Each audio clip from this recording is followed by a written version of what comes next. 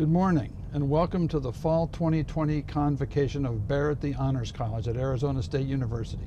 I am Mark Jacobs, the Dean of Barrett.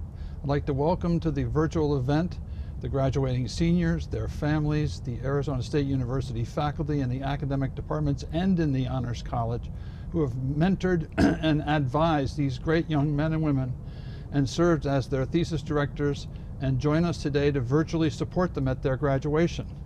And I would like to welcome the members of the Barrett Honors College staff who nurtured and guided our graduates through their years of the honors experience. You will hear in her own video greeting to you our Vice Dean, Dr. Nicola Foote, and you will hear our special student speaker, Heather Barnes.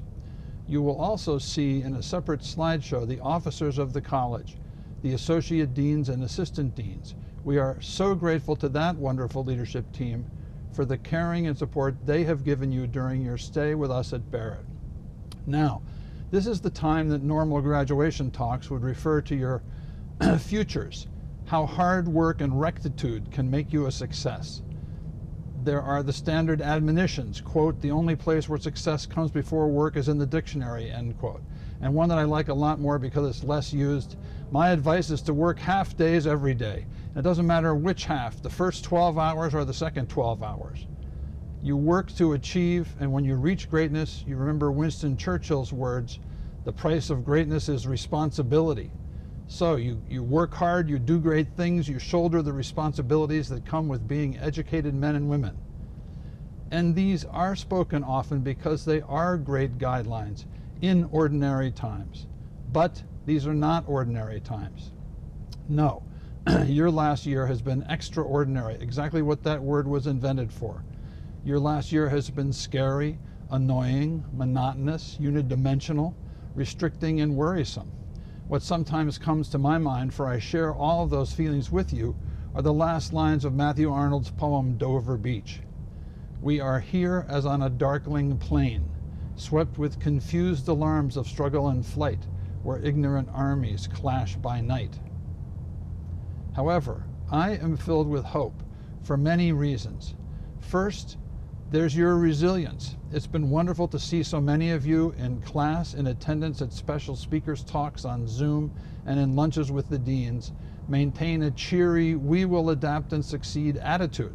Bravo to you. And perhaps that positive attitude arises because many of you are able to look back at all 4 years of your years here at ASU and Barrett and know that most of them were not clouded by COVID.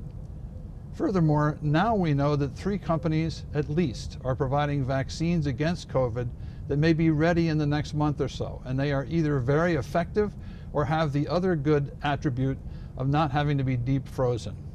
They prevent you from getting the virus. And another company has almost ready an antibody cocktail that can be administered to relieve the symptoms of COVID if you do get it. So why do we have this hope? And where does it come from? Why are there so many phrases of hope in our lexicon, like the darkest night is met by a new dawn, and even the coldest winter is always met by a warm spring? Well, it's because it's true.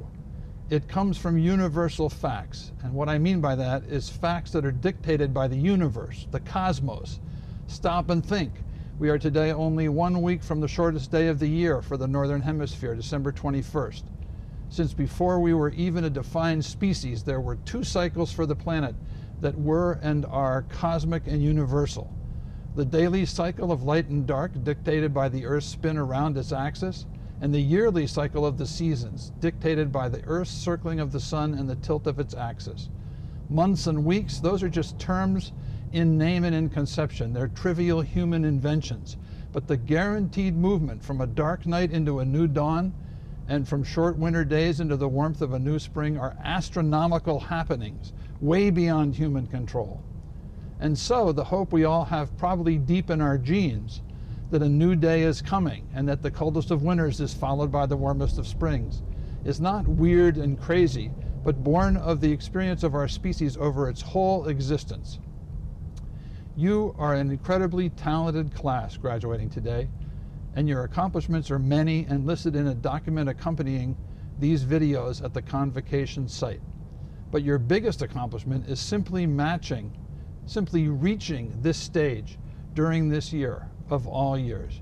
You literally fought through a worldwide pandemic to finish your theses and all your credits for an honors bachelor's degree. What other class in my 17 years has been able to say that? Not a one. So take your prodigious abilities, your resilience, and yes, your hope, and sally forth. We know that you are going to be successful. After all, more than any other class we know, you are already battle tested. Stay healthy, my friends.